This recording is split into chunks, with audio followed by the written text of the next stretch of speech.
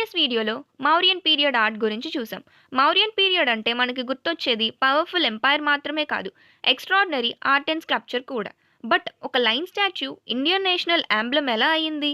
మరి 2000 ఇయర్స్కి పైగా పురాతనమైన ఒక యక్షిని స్కల్ప్చర్ ఎందుకు ఇంకా మాస్టర్ పీస్గా కన్సిడర్ చేస్తున్నారు? ఈ వీడియోలో మనం సారనాథ్ లైన్ క్యాపిటల్ మరియు దిదార్గంజ్ యక్షిని గురించి కంప్లీట్గా ఈజీగా అర్థం చేసుకుందాం. వీటి history, artistic features, symbolism, Mauryan polish, exam point of వ్యూలో ఇంపార్టెంట్ ఫ్యాక్ట్స్ అన్ని సింపుల్గా ఎక్స్ప్లెయిన్ చేస్తాను. వీడియో కంప్లీట్గా చూడండి, ఎందుకంటే అన్ని కాంపిటేటివ్ ఎగ్జామ్స్ ఇంకా స్కూల్ కాలేజ్ స్టూడెంట్స్ అందరికీ యూస్ఫుల్ అయ్యే ఇంపార్టెంట్ పాయింట్స్ని మిస్ అవ్వకుండా కవర్ చేస్తాం. ఇంతకన్నా ముందు అప్లోడ్ చేసిన 3 వీడియోస్ మీరు చూడలేదంటే ఖచ్చితంగా అవన్నీ చూడండి. ఫస్ట్ మనం సారనాథ్ లైన్ క్యాపిటల్ గురించి తెలుసుకుందాం. The line capital discovered more than 100 years ago at Sarnath near Varanasi is generally referred to as Sarnath line capital. This is one of the finest examples of sculpture of the Mauryan period, built in commemoration of the historical event of the first sermon or the Dharma Chakra Pravartana by the Buddha at Sarnath. The capital was built by Ashoka. ఈ Sarnath line capital అనేది one of the greatest master pieces of Mauryan sculpture. First of all ఈ Sarnath line క్యాపిటల్ని సారనాథ్లో అంటే వారణాసి దగ్గరలో discover చేశారు. ఈ స్కల్ప్చర్ని emperor Ashoka construct చేయించాడు. ఇది బుద్ధ యొక్క ఫస్ట్ సెర్మోన్ అంటే ధర్మచక్ర ప్రవర్తనని కమోమరేట్ చేయడానికి బిల్డ్ చేశారు. ఇప్పుడు దాని పార్ట్స్ చూద్దాం. ఒరిజినల్ లైన్ క్యాపిటల్కి 5 మెయిన్ కాంపోనెంట్స్ ఉన్నాయి. First one shaft. ఇది లాంగ్ పిల్లర్ పార్ట్. ప్రెజెంట్ టైంలో ఇది బ్రోకెన్ కండిషన్లో ఉంది. Second one lotus bell base. ఇది లోటస్ డిజైన్ని ఇన్వర్ట్ చేసి బ్యూటిఫుల్గా కార్వ్ చేశారనమాట. ఇప్పుడు లోటస్ అనేది ప్యూరిటీ ఇంకా స్పిరిచువాలిటీని సింబలైజ్ చేస్తుంది. Third one circular abacus. Lotus base పైన ఒక సర్కులర్ ప్లాట్ఫామ్ ఉంటుంది. దాని మీద 4 యానిమల్స్ కార్వింగ్స్ ఉంటాయి. అవి elephant, horse, bull and lion. ఈ యానిమల్స్ మధ్యలో 24 స్పోక్డ్ ధర్మచక్ర ఉంది. Next fourth one 4 lions. Back to బ్యాక్గా 4 మెజెస్టిక్ లైన్స్ ఉంటాయి.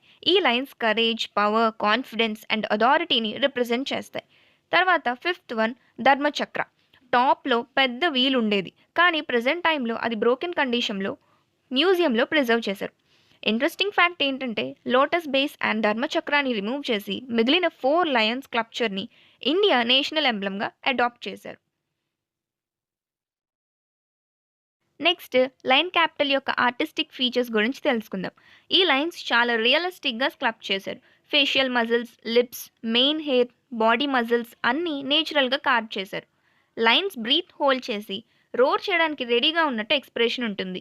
మౌర్యన్ స్కల్ప్చర్స్కి ఫేమస్ ఫీచర్ ఏంటంటే మిర్రర్ లైక్ పాలిష్. ఈ లైన్ క్యాపిటల్ సర్ఫేస్ కూడా హైలీ పాలిష్డ్గా ఉంటుంది. అందుకే స్టోన్ స్కల్ప్చర్ అయినా కూడా స్మూత్ అండ్ షైనింగ్ అపియరెన్స్ ఇస్తుంది. సర్కులర్ అబాకస్ మీద ఉన్న 24 స్పోక్డ్ ధర్మచక్ర తర్వాత మన ఇండియన్ నేషనల్ ఫ్లాగ్లో కూడా ప్లేస్ చేశారు. కాబట్టి ఈ స్కల్ప్చర్కి హిస్టారికల్ ఇంపార్టెన్స్ మాత్రమే కాకుండా నేషనల్ ఇంపార్టెన్స్ కూడా ఉంది. చక్రాస్ మధ్య ఉన్న elephant, horse, bull and lion carvings మూమెంట్ని రిప్రజెంట్ చేస్తూ స్కల్ప్చర్స్ ఎక్స్ట్రాడినరీ స్కిల్ని చూపిస్తాయి. లిమిటెడ్ స్పేస్లో కూడా డైనమిక్ మూమెంట్ క్రియేట్ చేయడం మౌర్యన్ ఆర్టిస్ట్ టాలెంట్ని ప్రూవ్ చేస్తుంది. ఫైనల్గా ఎగ్జామ్ పాయింట్ గుర్తుంచుకోండి. సారనాథ్ లైన్ క్యాపిటల్ అనేది అశోక కట్టించాడు, సారనాథ్లో ఉంది. దీంట్లో 5 పార్ట్స్ ఉంటాయి. ఫస్ట్ వన్ ఏంటి? Shaft. Second one lotus bell base. Third one circular abacus. Fourth one 4 lions. Fifth one Dharmachakra. Next ఇది బుద్ధ యొక్క ఫస్ట్ సెర్మోన్ రిప్రజెంట్ చేస్తుంది. ఇంకా 4 లయన్స్ తర్వాత ఇండియా యొక్క నేషనల్ ఎంబ్లమ్గా అయ్యాయన్నమాట. నెక్స్ట్ మనం దిదార్గంజ్ యక్షిని స్టాట్యూ గురించి మాట్లాడదాం. దిదార్గంజ్ యక్షిని అనేది లైఫ్ సైజ్ స్టాండింగ్ స్కల్ప్చర్, అంటే రియల్ హ్యూమన్ సైజ్లో ఉంటుంది. ఈ స్కల్ప్చర్ మోడర్న్ పాట్నా దగ్గర ఉన్న దిదార్గంజ్లో దొరికింది. ప్రజెంట్ ఇది పాట్నా మ్యూజియంలో ప్రిజర్వ్ చేశారు. ఈ స్టాచ్యూని శాండ్ స్టోన్తో కార్వ్ చేశారు.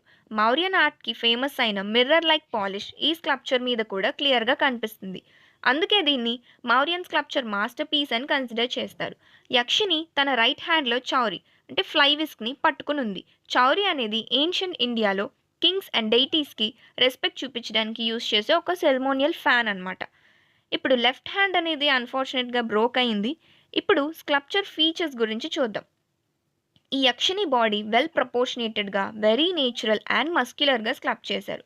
స్కల్ప్చర్ హ్యూమన్ ఎనాటమీని చాలా యాక్యురేట్గా డెపిక్ట్ చేశారు. ఫేస్‌ని అబ్జర్వ్ చేస్తే round face, fleshy cheeks, small neck, sharp eyes, nose and lips మనకి కనిపిస్తాయి. ఫేషియల్ ఎక్స్‌ప్రెషన్స్ చాలా కామ్ అండ్ గ్రేస్‌ఫుల్‌గా ఉంటాయి. నెక్‌లో ఉన్న బీడెడ్ నెక్లెస్ బెల్లీ వరకు హ్యాంగింగ్‌లో ఉంటుంది. డ్రెస్ బాడీకి టైట్‌గా ఫిట్ అయి ఉండడం వల్ల స్లైట్‌లీ బల్జింగ్ బెల్లీ ఎఫెక్ట్‌ని క్రియేట్ చేస్తుంది. ఇది స్కల్ప్చర్ యొక్క రియలిస్టిక్ అబ్జర్వేషన్‌ని రిఫ్లెక్ట్ చేస్తుందన్నమాట. లెగ్స్ మీద ఉన్న గార్మెంట్ ఫోల్డ్స్‌ని ప్రొట్రూడింగ్ లైన్స్‌తో చాలా కేర్‌ఫుల్‌గా కట్ చేశారు. ఈ ఫోల్డ్స్ వల్ల క్లాత్ ట్రాన్స్పరెంట్ లాగా బాడీకి క్లింగ్ అయిన ఎఫెక్ట్ క్రియేట్ అవుతుంది. ఇది మౌర్యన్ స్కల్ప్చర్స్ ఎక్స్ట్రార్డినరీ స్కిల్‌ని చూపిస్తుందన్నమాట. ఫీట్ దగ్గర థిక్ ఆర్నమెంట్స్ కూడా బ్యూటిఫుల్‌గా స్కల్ప్ట్ చేశారు. యక్షిని ఫర్మ్‌గా 2 లెగ్స్ మీద నిలబడి స్ట్రాంగ్ పోస్చర్‌లో ఉంటుంది. టోర్సోలో హెవీ బ్రెస్ట్‌ని డెపిక్ట్ చేసి ఫెమినిటీని హైలైట్ చేశారు. బ్యాక్ సైడ్‌ని చూస్తే హెయిర్‌ని నాట్ లాగా టై చేశారు. బ్యాక్ మోస్ట్‌లీ బేర్‌గా ఉంటుంది. కానీ డ్రేపరీ 2 లెగ్స్‌ని కవర్ చేస్తుంది. రైట్ హ్యాండ్‌లో ఉన్న fly whisk handle details back side వరకు కంటిన్యూ అవుతాయి. ఇప్పుడు ఓవరాల్‌గా దిదార్గంజ్ యక్షిని మౌర్యన్ ఆర్టిస్ట్ యొక్క excellent craftsmanship, realistic human anatomy, perfect proportions, fine detailing ఇంకా ఫేమస్ మౌర్యన్ పాలిష్‌కి ఔట్‌స్టాండింగ్ ఎగ్జాంపుల్ అని చెప్పొచ్చు. ఇప్పటి వరకు మౌర్యన్ ఆర్ట్ గురించి చూసాం. ఇప్పుడు బుద్ధిస్ట్ స్తూప ఆర్కిటెక్చర్ ఎలా డెవలప్ అయిందో, దాని మీద స్కల్ప్చర్స్ ఎలా క్రియేట్ చేశారో ఈజీగా అర్థం చేసుకుందాం. ముందుగా బుద్ధిస్ట్ మాన్యుమెంట్స్ కన్స్ట్రక్షన్ అనేది మోస్ట్లీ కలెక్టివ్ వర్క్. అంటే ఒక ఆర్టిస్ట్ మాత్రమే కాదు, చాలామంది స్కల్ప్చర్స్, ఆర్కిటెక్ట్స్, వర్కర్స్ కలిసి బిల్డ్ చేసేవారు.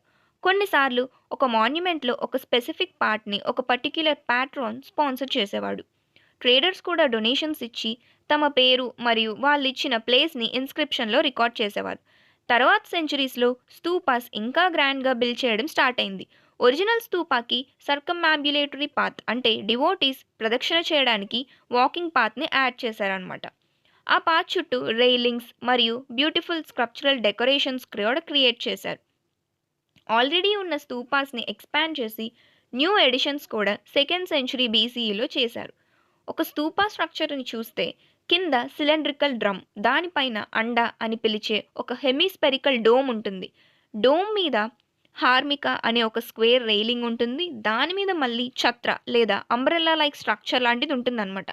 ఈ బేసిక్ డిజైన్ ఆల్మోస్ట్ సేమ్గా ఉంటుంది, కానీ కొన్ని సైజ్ ఇంకా షేప్లో చేంజెస్ ఉంటాయి. అలాగే గేట్వేస్ లేదా తోర్నాస్ కూడా యాడ్ చేసి స్కల్ప్చర్స్కి ఎక్కువ ప్లేస్ క్రియేట్ చేశారనమాట. ఇప్పుడు ఎర్లీ ఫేజ్ ఆఫ్ బుద్ధిజంలో లార్డ్ బుద్ధాని డైరెక్ట్ హ్యూమన్ ఫామ్లో చూపించలేదు. ఇన్స్టెడ్గా foot prints, stupa, lotus throne, Dharmachakra లాంటి సింబల్స్ ద్వారా రిప్రజెంట్ చేసేవారు. దీన్ని సింబాలిక్ రిప్రజెంటేషన్ అంటారు. గ్రాడ్యువల్గా బుద్ధిస్ట్ ఆర్ట్లో నెరేటివ్ స్టైల్ డెవలప్ అయింది. అంటే బుద్ధా లైఫ్ ఈవెంట్స్ మరియు జాతక స్టోరీస్ని స్కల్ప్చర్స్ ద్వారా చెప్పడం స్టార్ట్ అయింది. ఈ స్టోరీస్ని మెయిన్లీ రైలింగ్స్ మరియు తోరణాస్ మీద కార్వ్ చేసేవారు అనమాట. నరేటివ్ స్కల్ప్చర్స్లో 3 ఇంపార్టెంట్ స్టైల్స్ ఉంటాయి. ఫస్ట్ సినాప్టిక్ నరేటివ్, తర్వాత continuous narrative, next episodic narrative. Synaptic narrative అంటే ఒక సీన్లో మల్టిపుల్ ఈవెంట్స్ని చూపించడం. తర్వాత కంటిన్యూస్ నరేటివ్ అంటే ఒక క్యారెక్టర్ని డిఫరెంట్ స్టేజెస్లో రిపీట్ చేస్తూ కంప్లీట్ స్టోరీని ఎక్స్ప్లెయిన్ చేయడం.